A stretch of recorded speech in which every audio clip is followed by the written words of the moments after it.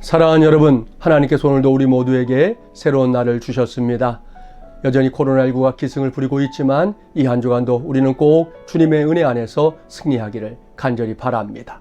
오늘 여러분에게 전하고 싶은 하나님의 말씀, 구약성경 창세기 6장 1절 2절 말씀입니다. 사람이 땅 위에 번성하기 시작할 때에 그들에게서 딸들이 나니 하나님의 아들들이 사람의 딸들의 아름다움을 보고 자기들이 좋아하는 모든 여자를 아내로 삼는지라 기록하고 있습니다. 이 말씀은 우리가 잘 알고 있는 노아의 홍수 사건의 배경입니다. 그 당시 하나님께서 이 땅에 두신 사람들은 크게 둘로 나뉘고 있지요. 하나님의 아들들 또한 사람의 딸들 이렇게 표현하고 있는데요. 전통적으로 칼빈은 이 말씀을 어떻게 해석하느냐? 하나님의 아들들이란 아담과 하와의 후손 가운데 셋 계열을 말하는 것이라는 겁니다.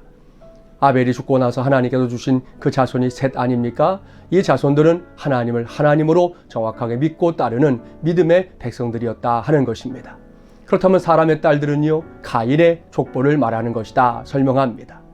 가인이 하나님을 등지고 살면서 저가 이루었던 문명이 있었는데요. 그 문명이 바로 이 사람의 딸들로 대표되고 있다는 것입니다. 그러니 결국 어떤 말씀입니까? 셋 계열이 가인 계열과 더불어 섞이게 되었다라는 말씀인데요. 이것은 대표적인 혼합주의를 드러내는 말씀입니다. 그로 인해 그 이후의 세상이 어찌 됩니까? 하나님이 보실 때 더 이상 봐주실 수 없는 죄가 관영한 세상이 되어버렸다는 것. 성경은 정확하게 기록하고 있고요. 그로 인해 결국 하나님께서는 이 세상을 물로 심판할 수밖에 없었다 하는 것입니다. 이와 같은 사실은 오늘 우리에게도 매우 큰 도전이 되고 있습니다. 오늘날 세상의 문화와 우리 기독교 문화가 어떠한 모양을 갖추고 있습니까? 예전에는 기독교 문화가 세상을 이끌었던 시대가 분명히 있었습니다.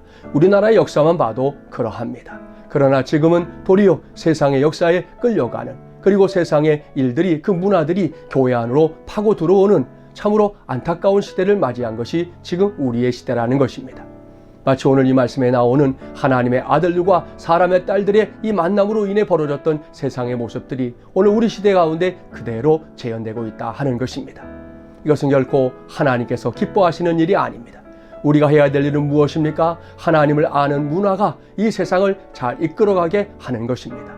이를 위해서 주님의 몸된 교회와 성도들은 기도해야 할 것이고요. 무엇보다 하나님의 말씀이 살아 역사하는 말씀이 될 수 있도록 증거하는 삶을 열심히 살아야 할 것입니다.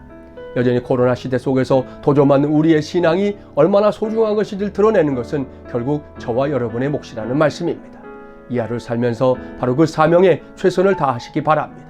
그래서 더 이상 이 세상 문화에 혼합되는 것이 아니라 그 속에서 하나님을 믿는 자로서의 삶을 온전히 드러내는 우리 모두가 되기를 주님의 이름으로 축복합니다.